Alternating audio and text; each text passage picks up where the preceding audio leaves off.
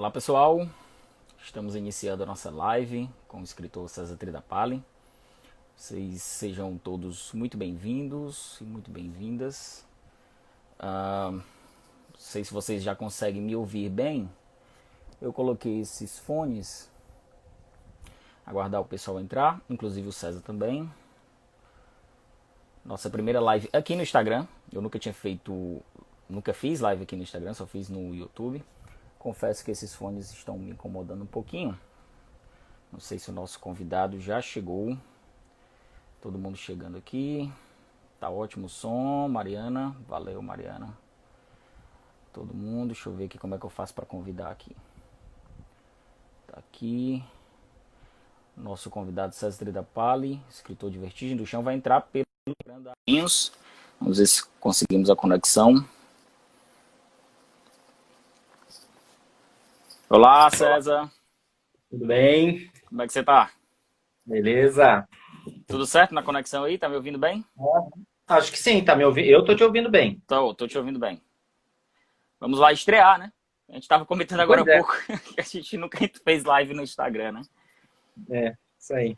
Como é que tem sido para você o isolamento? Como é que você tem passado esses dias? É difícil do ponto de vista, talvez, psíquico, psicológico e tal, né? Porque viver é muito mais fechado, né? Mas a minha atividade, assim, me ajuda, né? Porque eu tenho trabalhado bastante com tradução.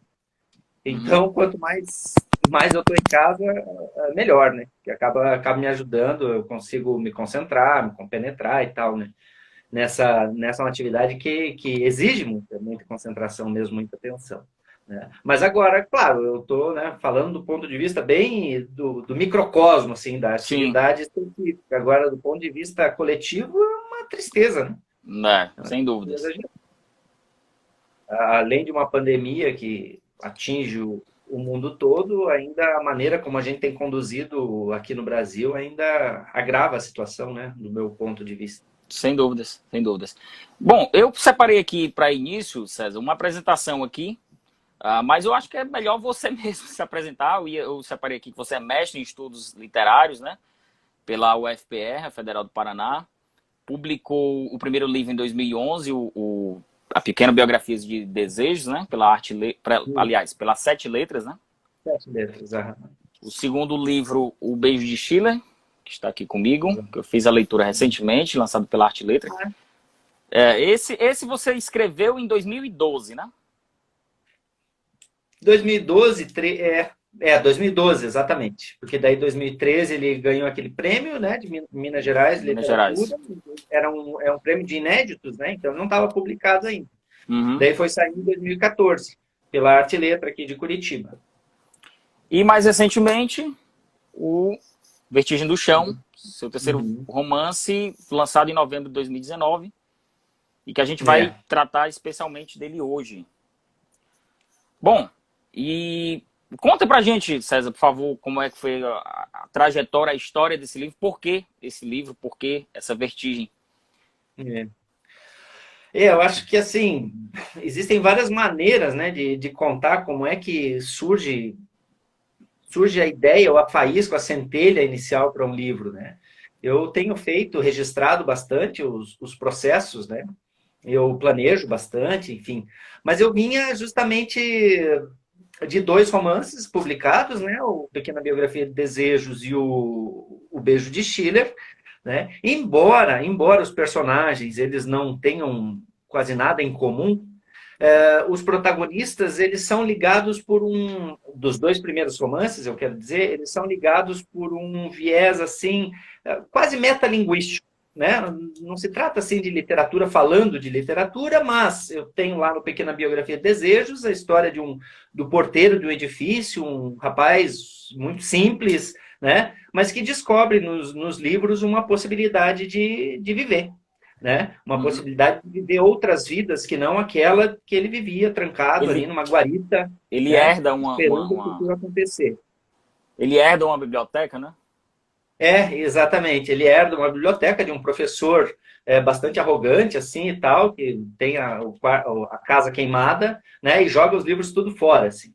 né? Então ele herda involuntariamente uma biblioteca, né? Mas ele é né, alguém com estudo muito precário, alguém bastante simples, mas que, para fugir um pouco da realidade familiar, vai atrás de emprego muito cedo, né? Descobre a biblioteca pública, depois herda essa biblioteca, já mais velho e tal, e tem esse anseio de ser escritor, né? E é diferente do Beijo de Schiller. Você me perguntou do Vertigem do Chão, estou falando dos dois Não, outros, mas né? é Mas assim mesmo. É ajuda a importante explicar a gente falar isso aí. ajuda a explicar o Vertigem, né?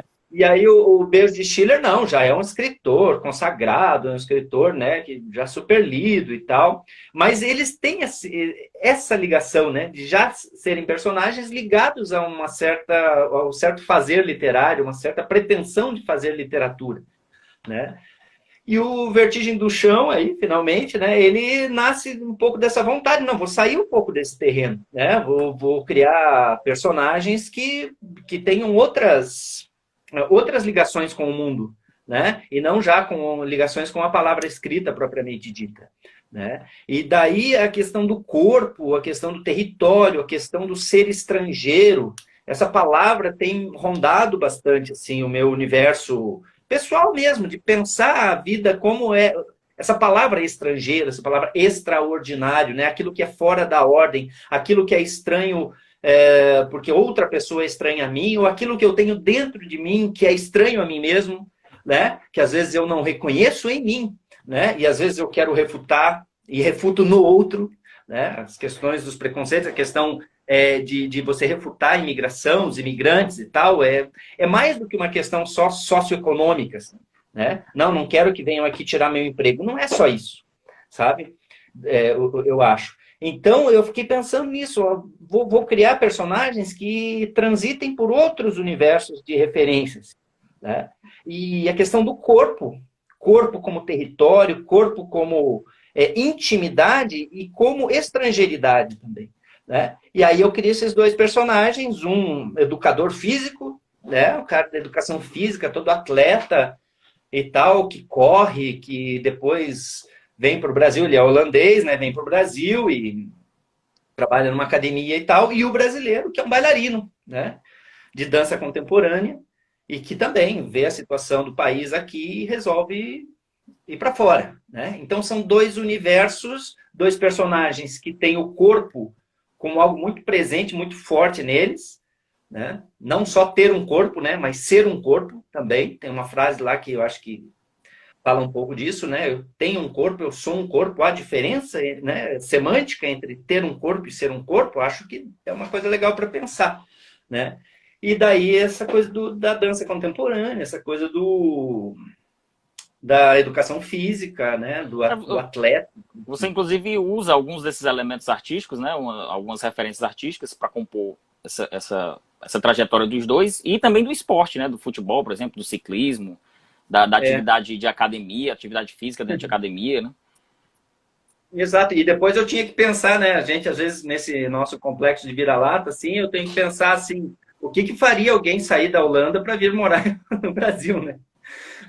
Mas eu comecei a escrever, e eu já conheci, inclusive, holandeses que não aguentavam mais aquela ordem, aquela coisa assim, né? Extremamente burocrática, inclusive, né?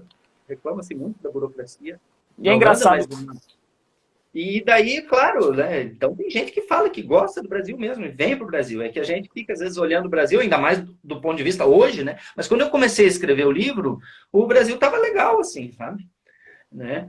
Tava na E pauta, né? daí, Tava tava na recebendo a pauta Copa do Mundo, econômica, Olimpíada. exatamente. Daí o cara é ligado aos esportes. Eu achei um bom gancho ali, né? Para Sim. ele, por que ia para o Brasil, né? Copa do Mundo, Olimpíada chegando e tal. E é claro, quando a gente está muito focado numa ideia, a gente só pega as notícias boas, né? A gente gosta de saber as notícias boas para nos convencer dessa ideia que a gente já tem, a gente já quer ir, né? Então, quando a E, gente, o que acontece na bolha, né? A gente lê notícias que já nos agradam, né? A gente o, filtra e ofendem um pouco o nosso jeito de ver o mundo, né? o Stefan, quando decide vir para o Brasil, ele faz uma pesquisa no Google, né? encontra o Wikipedia, Curitiba no Wikipédia, e para ele aquilo ali já é o suficiente para, vamos dizer assim, acreditar aquela passagem dele, né? Aquela mudança de vida, mudança de ares, né? E o Leonel também se motiva da mesma forma, né? Porque ele tem uma oportunidade profissional, né? Exato, porque a Holanda, ela é um polo importante, sabe, da dança contemporânea, né? Se você for ver grandes balés contemporâneos e tal, a nova dança holandesa, né? Ela é muito forte, assim. Então, ele já tinha esse propósito. Ele, embora seja mulato, né? Ele é filho de uma holandesa, de uma descendente de holandesa, né? Com um negro, né? E ele nasceu numa colônia holandesa, no interior aqui do Paraná, né? Então ele tem isso um pouco da Holanda já, e também é bailarino, né? Então, como bailarino, ele vê, pronto, né? Vou até lá, né? Existe existe Curitiba, que é um cenário já dos seus dois outros livros anteriores, agora de Vertigem do Chão mais uma vez. Só que agora existe a Holanda, né? A gente já até começou a falar um pouquinho sobre a Holanda. E por que especificamente, César, um holandês? Seria o desafio do brasileiro ir para a Holanda, porque o idioma é diferente. Eu acredito que o idioma seja uma dificuldade que você impôs ao seu personagem. É, Há mais outros... uma questão de estrangeiridade aí, né? A questão Sim, das línguas, que é uma coisa que narrativamente eu vou ter que me virar ao longo do livro, né? Porque tem contato com inglês, com espanhol, né? Vai aparecer um haitiano depois, tem uma marroquina também. Então, essa Babel me interessava também, colocar no livro, né? Um pouquinho, pelo menos, dessa ideia de Babel. Agora, como eu fiquei pensando assim, né? Como é ver Curitiba do ponto de vista de um estrangeiro, né? Porque quem nasceu, morou na mesma cidade sempre, né? É muito difícil a gente ter um olhar mais inaugural, um olhar mais com um frescor maior para a cidade onde a gente vive, né? E aí eu fiquei me coloquei um pouco esse desafio, né? Como é que a gente poderia fazer para olhar a cidade que a gente conhece tão bem, né, de um ponto de vista estrangeiro. Então, tá, mas por que Holanda? Porque me interessava sim. fazer um cruzamento, né, um cruzamento narrativo também. Porque o livro ele se passa assim, é quase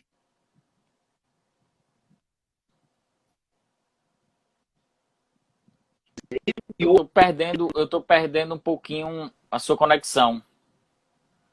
Eu não sei se vocês... Eu estou sem te ouvir. puxa, Vocês conseguem me ouvir? eu te ouço. Pronto. Eu tô te ouvindo agora, mas tá um pouquinho embaçado, mas você tá falando por que Holanda? E aí começou a cortar aqui. Tá. Será que eu continuo? Vamos ver. Agora tá legal. Tá um pouquinho Tá embaçado, legal? mas eu tô te ouvindo. De repente o pessoal que tá aí vai falando aí. Se tá bem. Aliás, deixa eu até aproveitar. Vocês podem ir mandando as perguntas, os comentários. Já teve um comentário aqui falando sobre a Holanda. A Raquel Falcão comentou, parafraseando, que dizem que a Holanda é muito bom, mas é uma merda. O Brasil é uma merda, mas é muito bom, com o perdão da palavra. Vocês podem ir É. fazendo os comentários. E deixa eu até aproveitar essa nossa pausazinha aqui para comentar que o livro Vertigem do Chão, vou até mostrar a capa aqui novamente, está com desconto no site da Editora Moinhos, e até domingo vai ficar com 10% de desconto e o frete grátis. Então você pode adquirir seu exemplar, terminando a live aqui, você já corre lá no site. Bom, acho que normalizou Eu aqui mesmo vou garantir o meu. Hã? Pronto. Você mesmo autografa para você. Opa! Você estava falando, eu perguntei por que Holanda, né? Ah, sim, porque eu acho que E um dos só para pontos. completar um pouquinho, te interromper de novo. Hum. Por que Holanda e por que não as cidades mais conhecidas, Amsterdã, Roterdã e especificamente Utrecht, né, que você escolheu? Uhum.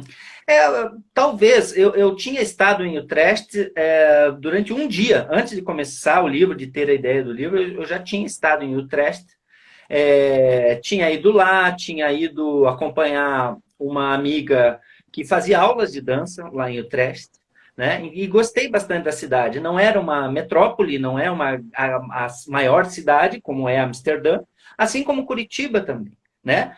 Curitiba é uma cidade grande, mas ela não está entre as maiores do Brasil, assim, né? É uma Uhum. cidade menor, assim, né?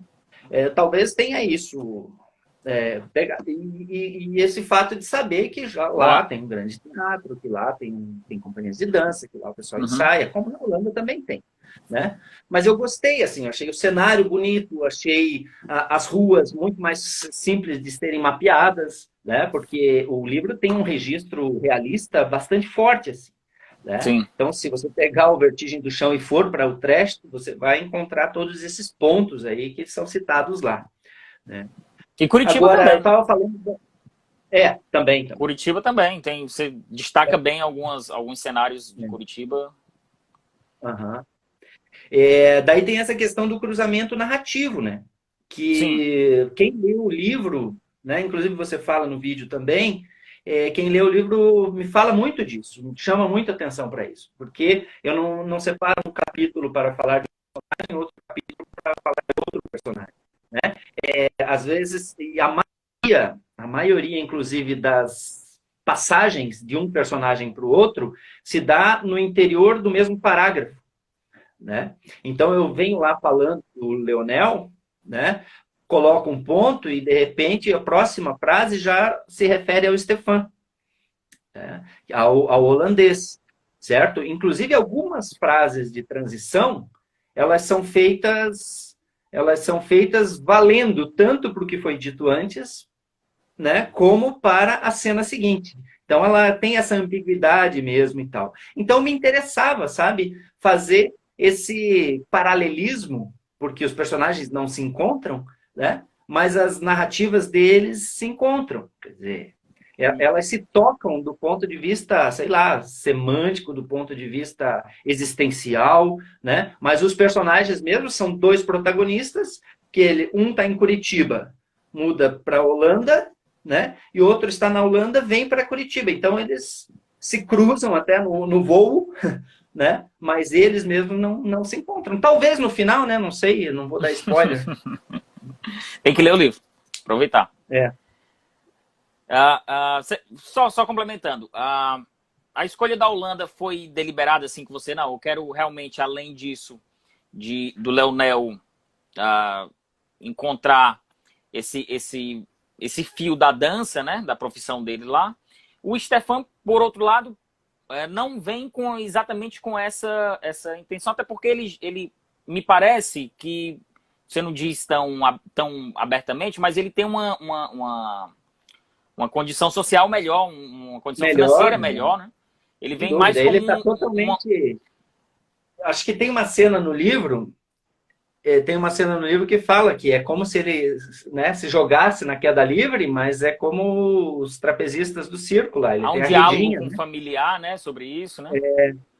Porque se ele cair dessa queda livre, que ele acha que ele está se arriscando muito, né? Não, os pais estão lá, né? Os pais estão lá achando que está sendo super bom para ele e tal, né? Agora, tem outra questão também, né? Porque era uma época em que a imigração haitiana para o Brasil estava sendo muito forte, aqui em Curitiba também, foi Aqui em bastante intensa. Fortaleza também, por exemplo. Também, pois é. Sim. Até por proximidade, imagino, né? Que tenha sido. Uhum. E aqui também. E essas questões da imigração pegam muito forte na Europa também.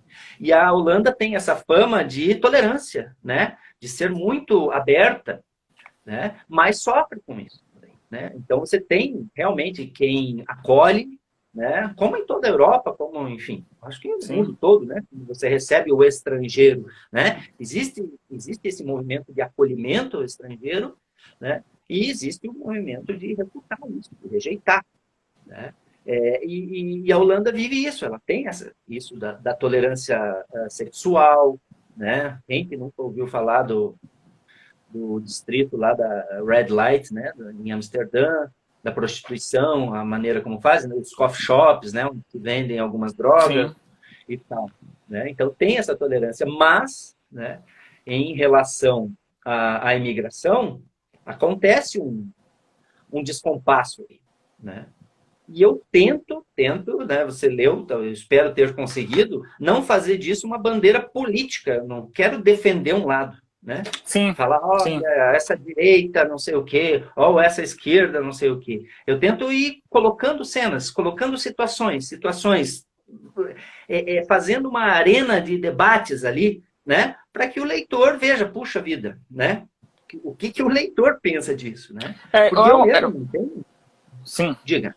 Não, porque era até uma observação que eu tinha anotado aqui para a gente conversar sobre isso, de não tornar o texto num panfleto ou algo do tipo, que você nem destaca tanto, apesar, aliás, não é que não destaque tanto, mas você não se utiliza da trajetória dos dois personagens, que eles são gays, você não se utiliza disso para poder levantar nenhum tipo de bandeira, nem do ponto de vista do estrangeiro, nem do ponto de vista da homofobia, da islamofobia, por exemplo. Você vai jogando e vai deixando a interpretação totalmente para o leitor. Né? Porque eu acho que essa é uma das questões interessantes da literatura, né? O ensaio, né? O livro, enfim, de opinião mesmo, né? Ele tem toda essa característica de defender um ponto de vista. E o literário, eu acho que não, né? Ele vai colocar em conflito, em choque, né? Essa polifonia, né? Pensando teoricamente agora, né? Junto com o Bakhtin lá, essa profusão de vozes que são muitas vezes contrárias. Né, que entram em choque e tal. E é colocar isso. Talvez não seja fácil, né, para quem teve uma condição social boa, interessante e tal, de repente ver uma galera chegando, né, uma galera diferente, uma galera com uma religião diferente. O que você, né, pense do ponto de vista... Você está recebendo milhares, até milhões de islâmicos, por exemplo, né? A maioria quer o quê? A maioria quer trabalhar, a maioria quer lá tentar uma vida melhor, enfim, fugir de algumas questões de violência, né, de seus países. E ninguém está indo ali para tirar férias, né, por exemplo. Né? Ninguém está fugindo para uma situação... Agora, ao mesmo tempo, tem fanatismo religioso. Sim. Né? O trineto do Van Gogh, por exemplo, né? Que eu aprendi que é Van Gogh, né, em holandês. Teve umas aulinhas de holandês por aí, né, no processo. Né?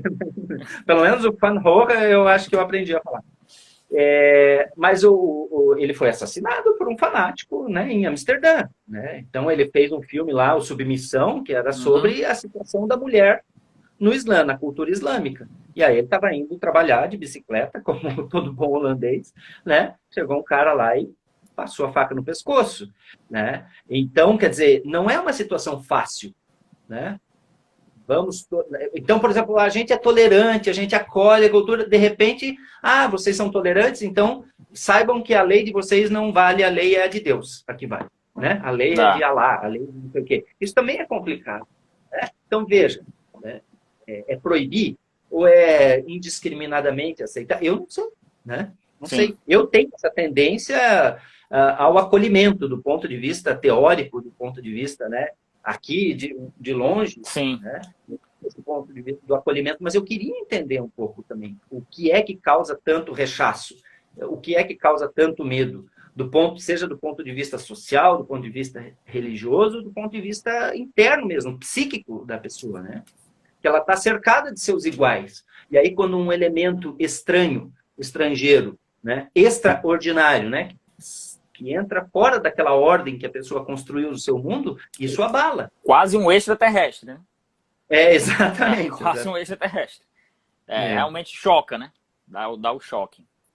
E César, você comentou que dos seus 3 livros, talvez você não sabia se esse era o seu melhor livro, mas que certamente tinha sido o seu livro mais ousado.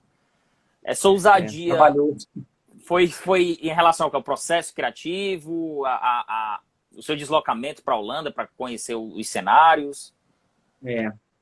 O estilo da narrativa, inclusive, né? Que, como você já comentou, que eu até queria aprofundar um pouquinho sobre essa questão dessa dualidade que você utiliza nessa sua técnica narrativa, de unir os dois personagens.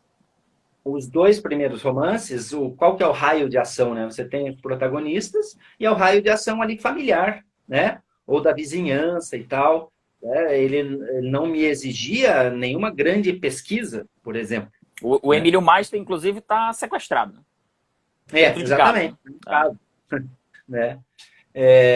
Então, é mais aquela investigação que a gente diz, né? Investigação psicológica, ou sei lá, né? Claro, coisas acontecem fora e tal, né? Mas é um raio de ação que é mais fácil de controlar, digamos assim, narrativamente, né? Então, o Emílio Meister tem a mulher, tem o sequestrador, né? Basicamente, o Emílio Meister está escrevendo um livro, esse livro aparece, né, na narrativa também que ele está escrevendo, e essas coisas se espelham, assim, né? E o Pequena Biografia de Desejos também, né? Ele é um porteiro do edifício, então são as pessoas ali, ele tem o pai, tem a esposa, né? E tem o pessoal que mora no condomínio, né? E aí o Vertigem do Chão, ele me obriga a fazer, né? Quer dizer, não que seja chato viajar para a Holanda, né? Mas na época, né? Então eu fui uma vez no verão lá, fiquei um tempo lá no verão, tal, escrevia, né? Na época da Copa do Mundo, inclusive, do Brasil. Então lá eu escrevi depois de um tempo, eu terminei a primeira escrita do livro, dei as revisões, eu faço muitas revisões, assim, sabe?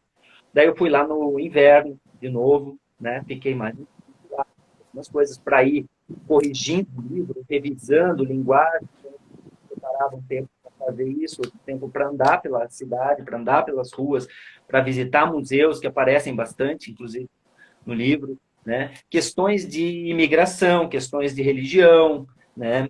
De corpo, das cidades, enfim, ele me pediu muito. Eu não terminei o livro especialista em imigração, não terminei o livro especialista em islamismo ou islamofobia, não terminei. Né? Porque eu vejo que eu tenho uma tendência, mesmo que eu faça essa pesquisa, fale sobre geopolítica e tudo mais, eu tenho essa tendência em pensar o sujeito, né? O sujeito dentro de si, o que é que se passa com ele, psiquicamente. Mesmo fora do Né? seu solo, né? Do seu ninho, né? Exato. E eu acho que o Fora do Solo ajuda a gente a pensar isso, né? O Fora do Solo desenraizado, né? Então, pô, eu estou numa cidade, eu nasci nessa cidade, eu crio uma identificação, né, linguística, uma identificação geográfica, uma identificação com o outro, né? Como é que eu sei quem eu sou? Eu sei quem eu sou por causa do outro, né? Agora, quando eu saio dessa zona de conforto, digamos assim, né? Um conforto relativo, porque eles não estavam bem nos lugares onde... Né? Mas eu saio, né? Eu tiro essa raiz, daí até tem uma cena no livro, né? O Leonel indo, daí ele passa por Portugal, ainda linguisticamente familiar, depois ele passa, né, Espanha, já é uma outra língua, mas beleza, né? Vai para a França, e aí começa a perder né, essa relação com a língua e ser um estrangeiro de fato. Tornar-se um estrangeiro. É o processo. É o processo de estrangeirismo.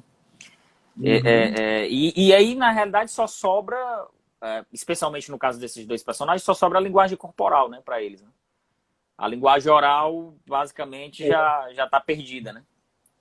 Por exemplo, o Stefan, né, ele vem para o Brasil, ele encontra uns caras lá de academia e tal, mas ninguém fala inglês, porque aqui, né, realmente pouca gente fala inglês, não é assim, você sai na rua e sai falando inglês com todo mundo, então ele tem essa dificuldade, e por incrível que pareça, quem é que vai o entender linguisticamente um haitiano, né? E é com ele que ele trava um certo conhecimento, uma amizade, dá para falar depois, né? Por causa de uma familiaridade linguística. Embora haja todas as estranhezas do mundo, né, em relação a um holandês e um haitiano, né? Ele mesmo é ignorante, então, né, do ponto de vista das origens do haitiano, ele não sabe muito bem onde é que fica o Haiti, se fica na África, onde é que fica. Ele acha que até, inclusive, fica na África. Ele é um alienado total, né? Ele tem um pai que é super conservador, né? Ele tem um pai super conservador, ele fica ouvindo aquilo, o pai falando mal dos imigrantes e tal, então ele fica com aquilo, né? Aquele é o ponto de referência dele, né? E aí o Leonel é parecido também, porque ele vai lá e ele fala um inglês mais ou menos, né? Daí ele também se agarra na Fadila, que é essa marroquina que cruza ali, né, pelo mar e vai para a Espanha, então tem toda a formação na Espanha, então ela fala um pouco de espanhol, ele também se agarra linguisticamente àquilo. Então você sai do seu lugar conhecido e vai para ser estrangeiro, mas você precisa de alguma coisa para se agarrar, né? Alguma coisa para se agarrar. Eu acho que a língua e o corpo também, porque ele vai dançar. Ele até encontra um português lá, um bailarino português, mas é um cara meio complicado, difícil, né? Que não está muito disposto a ajudar, nem nada disso. Mal, assim. Deixa eu ver os comentários aqui. Eu vi um comentário aqui do nosso Carlos Machado. Opa! Apareceu aqui comentando. Ele deixou um comentário, eu acho que eu perdi. Grande escritor. Esse é o grande romance do ano, Carlos Machado diz aqui. E eu tendo a concordar, eu gostei muito do seu livro. Foi uma das melhores leituras que eu fiz, sem dúvidas. Obrigado. Nesse momento de isolamento, César, de pandemia, o seu romance é muito globalizado, vamos dizer assim, né? Ele se aproveita da geopolítica, ele se aproveita dessa movimentação mundial. E eu li durante o isolamento, assim, no auge do isolamento, até comentei no meu vídeo, e eu fui meio que me incomodando com essa movimentação de ruas, de coisas. E como é que você associa com esse momento o seu livro que tem essa temática geopolítica mesmo, assim, e como é que você analisa o seu livro, lançado às vésperas de uma pandemia, o que é que ressignificou para você, algum tipo de análise, após tantas revisões que você fala, que fez, e que inclusive eu quero depois comentar sobre isso, sobre o seu processo de escrita. Como é que você faz essa análise do seu romance pós-lançamento, né? Ainda mais esse tipo de lançamento aqui, que a gente está fazendo online, que a gente está conversando. Eu acho que não era a sua expectativa estar lançando o seu livro dessa forma, óbvio. Queria estar junto ao público, junto aos leitores mais próximos, né? Um contato físico. Como é que você analisa a sua obra desse ponto de vista, desse nosso distanciamento de fato social, né? Claro, nem todo mundo fez, né? Mas era o ideal que tivesse sido feito aqui, né? Sim. É uma pergunta difícil. Ainda bem, assim, consegui fazer um lançamento presencial, que foi muito bom, né? Em novembro de 2019. E justamente isso que você fala, eu estava com essa expectativa. Então, lança final de 2019 e em 2020 lá, a gente sai para conversar com as pessoas, faz um evento, o que aconteceu, pelo menos, nos livros anteriores, a gente é convidado para falar. Né, tem essa questão bem interessante dos autógrafos, né, que não é só o autógrafo, a gente aproveita, conversa com as pessoas e tal, fala sobre o livro, né, e deu tempo de fazer, eu acho, né, no Sesc, e aí isso simplesmente parou. Essa coisa da irrupção do fantástico, do elemento fantástico, né, é a irrupção do que a gente não estava prevendo, que a gente mal consegue falar a respeito, porque eu penso assim, o Vertigem do Chão, de certo ponto de vista, ele, veja, escrito em 2014, né, ele foi escrito. Eu achava ele meio, né, eu vou aqui ser pretensioso um pouco, né, desculpa, mas eu achava ele um pouco visionário, sabe, do que iria acontecer com o Brasil, por exemplo, na questão da intolerância, a questão da polarização, a questão de um certo fanatismo religioso, né, que faz com que você passe por cima de leis, né, de um Estado laico e tudo mais, para impor, né, e a gente pode chamar de uma certa boçalidade desse ponto de vista mesmo, assim.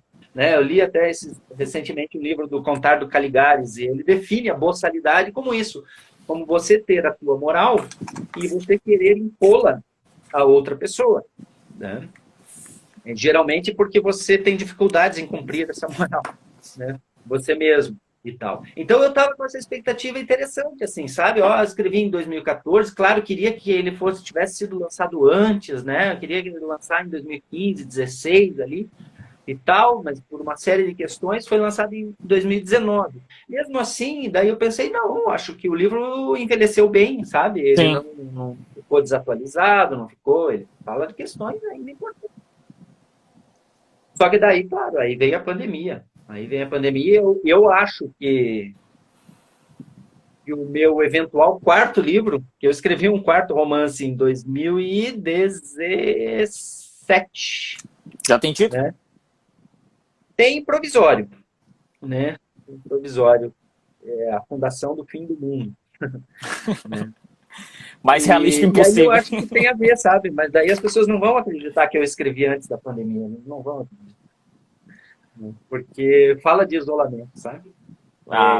E daí, já que eu falo bastante de espaços muito realistas no primeiro, no segundo, no terceiro romance, né? Eu tenho esse registro bem realista. Nesse quarto, não, é uma coisa, é um centro educacional para crianças com deficiência física e mental de leve a moderada. Tem esse nomão, assim, sabe?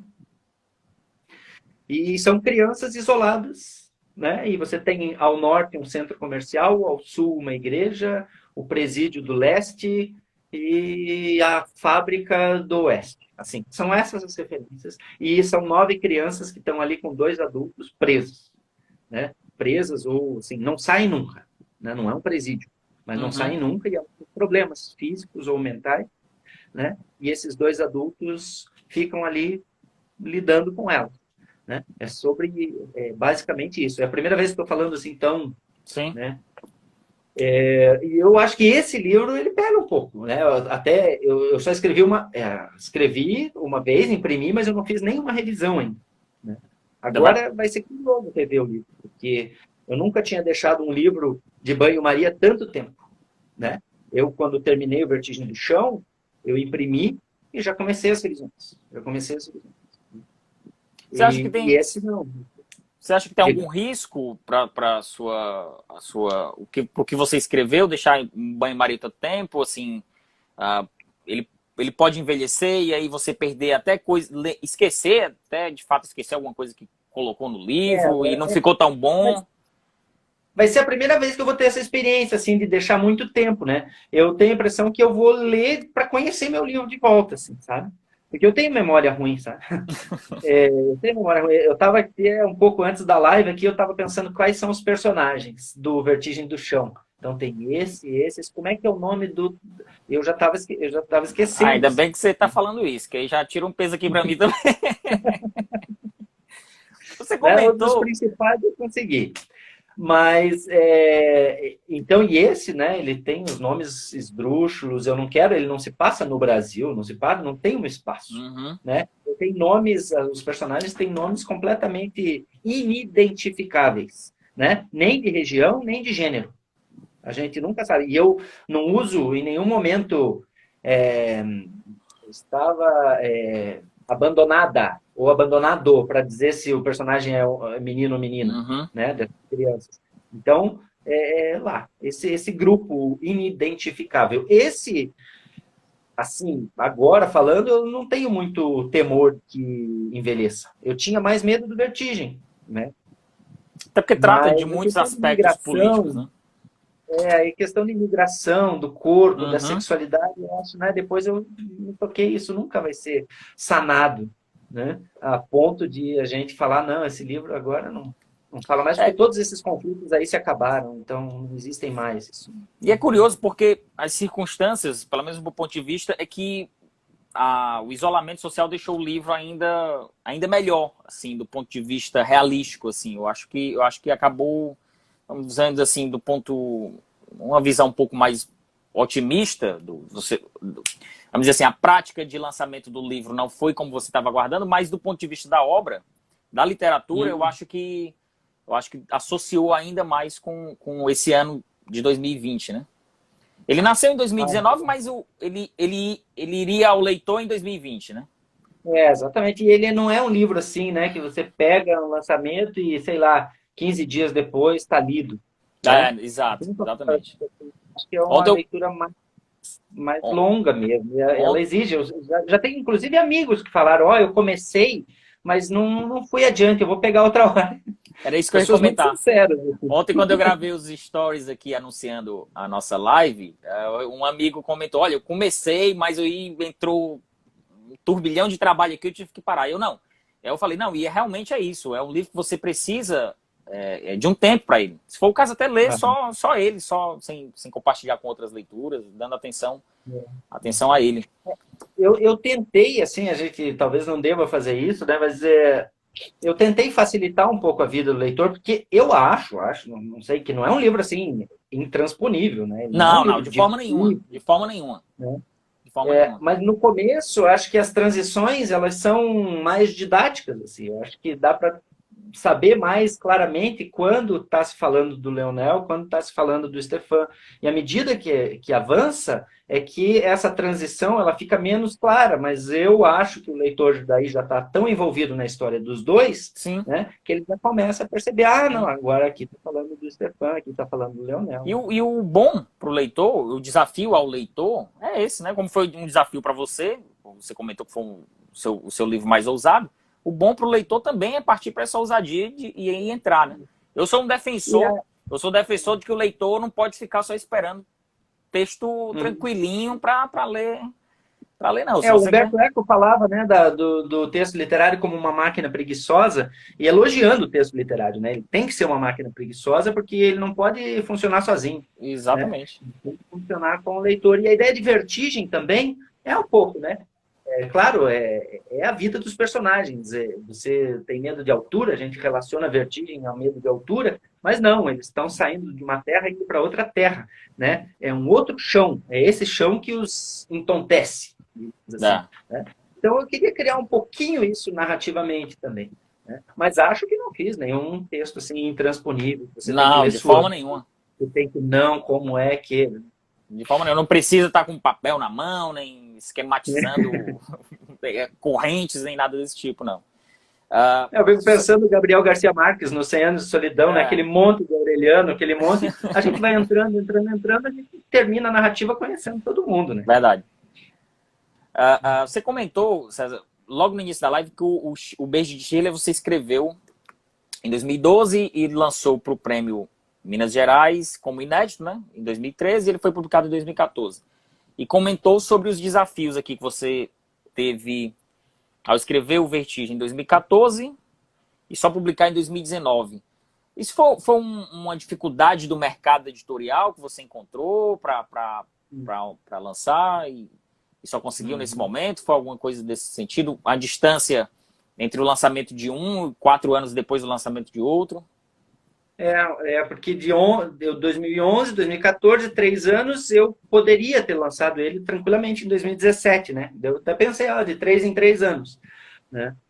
Mas uma que eu falo 2014, mas ele levou mais tempo, assim, sabe? É mais uma referência, porque eu demorei muito para escrever a primeira versão, e daí isso que eu falei, eu imprimo, daí eu vou riscando. As primeiras versões são muito rabiscadas, né? Eu não vou escrevendo e já revisando, eu faço a história andar. Não, vamos fazer andar esse negócio. Para ter um corpo sobre o qual trabalhar. Joga isso para revisão, né? Depois, né? Exatamente. Então, por isso que o escritor precisa ser um leitor, né? Porque eu escrevi ele uma vez e li 8, né? Então, o que eu estava falando? Sim, daí você faz essa série de revisões, algumas revisões eu fiz lá, uma delas eu fiz lá, daí voltei, e daí vou reescrevendo, e é um livro volumoso, né? Então, as primeiras versões, eu tenho tudo isso aqui fotografado e tal, né? Eu fiz um memorialzinho, assim, do planejamento. Você escreve à mão, César? Eu vi uma foto sua, eu fiz um planejamento, eu fiz à mão. Você né? faz eu pego uma cartolina, eu tenho um método do Beijo de Schiller e do Vertigem do Chão que é muito doido. Eu não sei, acho que não vai aparecer na live, mais ou menos aqui, eu começando a escrever a cartolina. Essa foto que eu vi. Essa foto que eu vi. Né? Parece uma folha de A3 toda rabiscada, toda... uma cartolina, ó. Daí vai aumentando aqui, eu tenho uma série de anotações, né, de ideias e tal. E eu vou fazendo um resumo antes do livro existir, né? O que vai acontecer na história. E eu termino mais ou menos assim. Aqui tem um iPad com um mapa de Utrecht, que eu ainda não tinha ido lá para valer, assim, só tinha passado um dia, né? Aqui anotações a lápis, aqui anotações já no computador, né? E aqui a história inteira, né? Não que eu precise segui-la à risca, né? Muitas coisas mudam, personagens que iam aparecer não aparecem, personagens que iam aparecer pouco ganham corpo, né? Sim. Mas, então, essa é uma primeira etapa, digamos assim. Na verdade, é uma segunda etapa, né? A primeira etapa é começar a jogar ideias aleatórias em algum lugar, anotar aleatoriamente essas ideias. Depois tentar juntar isso numa história, né? Aí, depois é que a coisa Ó, né, de cima, assim, uma foto aérea, né, da cartolina como fica. Enfim, deixa eu voltar para cá. E daí você escreve a história propriamente dita, depois imprime e aí fica revisando. Então você pega a minha primeira revisão e a segunda revisão, tem mudança em quase toda a linha, sabe? Quase toda a linha tem uma mudança, seja para um acréscimo, seja para cortar, seja para mudar uma vírgula, sabe? Então para você dar um ritmo maior para a narrativa ou para tirar um pouco, né? Pausar e tal, é para fazer as transições, enfim, né? Então é demorado. Então daí primeira imprime, passa tudo a limpo. Daí eu imprimo, né? E daí eu faço a lápis as anotações, né? Se deu para ver aí, eu vou mostrar um pouquinho uma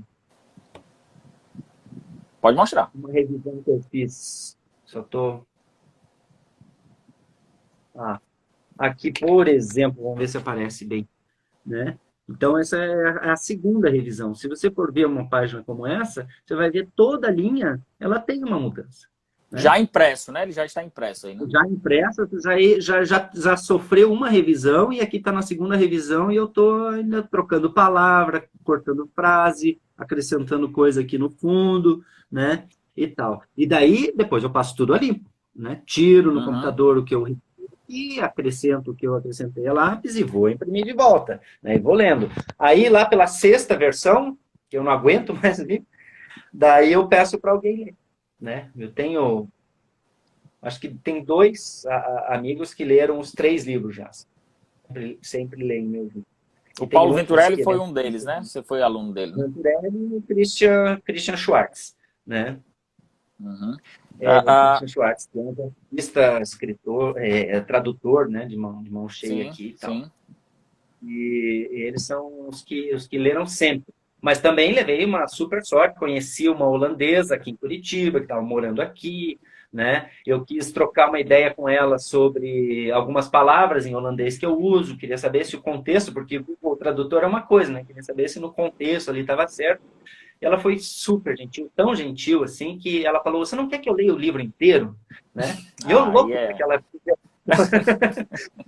facilitou demais, por favor, não, né? Não quero incomodar, imagine, né? Não quero, mas por favor leia, tanto que ela recebe uma dedicatória, né? Eu dedico também a ela, Camille van der Broek. Muito né? bom. E daí, então, leem, as pessoas falam, fazem anotações, eu vou para uma outra revisão, até que o texto fica menos pintado, né? Ele começa a ficar menos, porque senão também, toda hora você vai querer mudar alguma coisa, sim. Daí, Uma hora que tem que...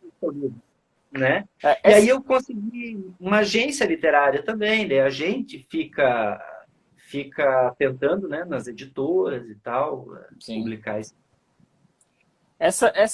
Esse método, você compartilha nas aulas que você já ministrou de escrita?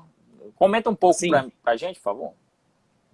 Porque principalmente antes da pandemia, agora durante, eu não dei nenhuma oficina. Então eu cheguei a trabalhar com oficinas de vários formatos, assim, desde 12 horas até 80 horas. Né? Tinha oficina que durava o ano todo, assim, uma vez por semana. Coisa. Né?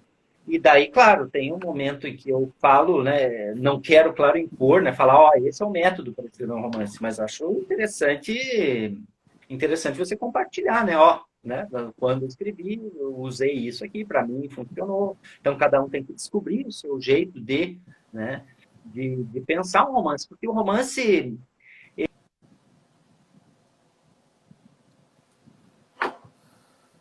Cortou aqui para mim. Vocês conseguem ouvir aí o César? Eu não estou ouvindo. Deixa eu mudar aqui um pouquinho aqui. Acho que eu perdi aqui. Vocês me escutam? Estou falando sozinho. Oi? Alô, alô? Opa! Voltou. Voltou, agora voltou. Não, estava falando dos alunos, né?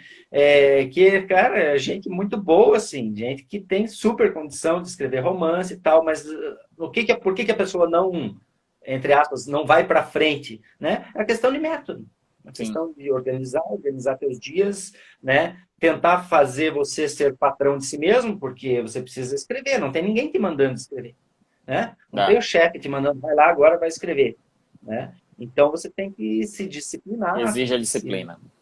Exatamente. Aliás, eu parei um pouco agora, né? Eu escrevi esse quarto livro, mas não estou revisando, né? Porque realmente eu não estou conseguindo. A gente precisa ganhar a vida, né?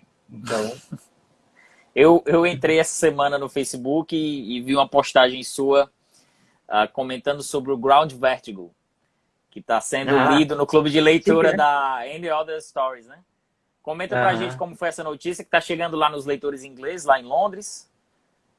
é. O Tá seu. chegando em português, né? Tá chegando em português, não tem ainda nenhuma garantia de tradução, longe disso, né?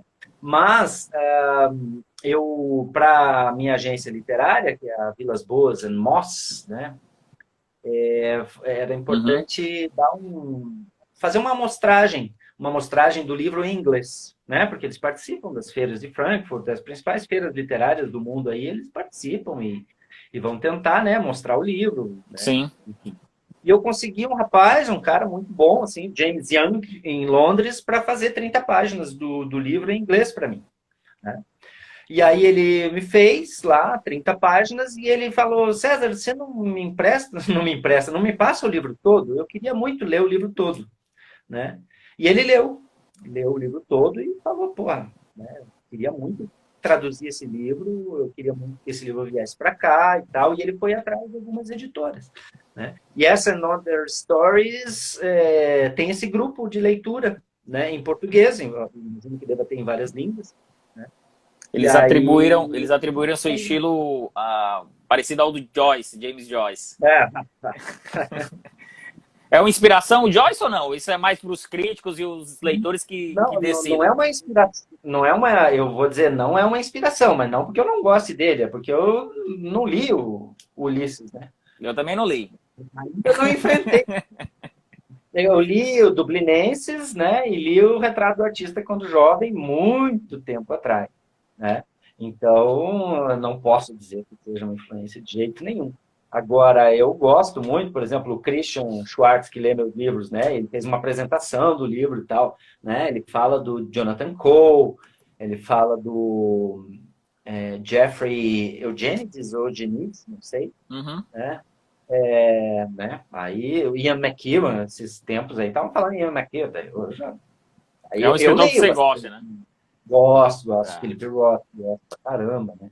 é. E, enfim, gosto muito Existe, de outros. existe, existe uma diferença, César. A gente já está partindo já para o finalzinho, faltam 8 minutos, porque senão o Instagram nos interrompe. E eu preciso Ah, tá. salvar aqui a live. Mas rapidamente, existe uma diferença, aproveitando que eu li esses dois livros, seus dois livros, aqui tem uma veia mais satírica, tem uns diálogos mais cômicos. Como foi essa diferença entre o Shirley e o Vertigem do Chão? Só por Isso curiosidade, é uma assim, aproveitar que coisa. eu li e notei uma certa diferença. Apesar de que você identifica algumas coisas do Shirley aqui no Vertigem do Chão, mas em outro estilo, né? Aham. Isso é uma coisa, por falar em cômico, uma coisa que eu acho engraçada, né? Porque o Pequena Biografia de Desejos, ele também tem alguns aspectos, assim, umas tiradas cômicas, que eu, inclusive, não falo, que tem um jargão, né? Um alívio cômico, né? Então, você Uhum. está no momento dramático e daí você dá uma risada. Mas eu gosto de fazer um cômico doído, sabe? É um cômico que te deixa mal de rir, às vezes. A relação do marido e da mulher ali, intricada, Você os dois, né? um curitibano que faz muito isso, o Dalton Trevisan, né? Sim. Então ele cria uma situação, mas ela é triste, só que você às vezes tem vontade de rir, porque não acredito, né? E daí você se sente mal de rir daquilo. Tem isso. O outro que eu acho legal, o Triste Fim de Policarpo Quaresma, do Lima Barreto, né? Tem aquele nacionalismo, o Policarpo Quaresma é um cara engraçado, É. né? Mas daí, como o próprio título, não vou dar spoiler, porque o título já é um spoiler, né? E daí aquela risada toda, ela vai se comprimindo, um troço, meu Deus do céu, É. né? Então eu gosto disso. E eu até pensava, né? Eu acho que estou firmando um certo estilo, né? Essa coisa do cômico, essa coisa do Uhum. cômico. E daí chegou chegou Vertigem do Chão e tem bem menos. Né? Tem bem menos. Eu acho até que tem algumas questões lá, por exemplo, quando o Leonel vai falar da difícil relação dele com o pai, né? Quando o pai descobre que ele é homossexual e tal, né? Tem uma cena que, ai, né? Poderia ser engraçada, mas a vida é difícil rir daquilo, né? Então é isso, até para testar um pouco a gente, né? Como é que a gente se vê diante de algumas situações, né? E esse quarto livro também, ele é um livro mais triste, assim, sabe? Mais triste. Tá ótimo. Não sei se eu respondi a tua pergunta, mas... Acho que respondeu, sim. Respondeu. Né? A ideia é de fazer um sarcasmo, assim, que... Até isso você vai joga pro leitor e você ri se você quiser, na responsabilidade minha, mais ou menos isso. Né? Exatamente. Pessoal, quer estamos... ver, tem um... Pode dizer, pode dizer.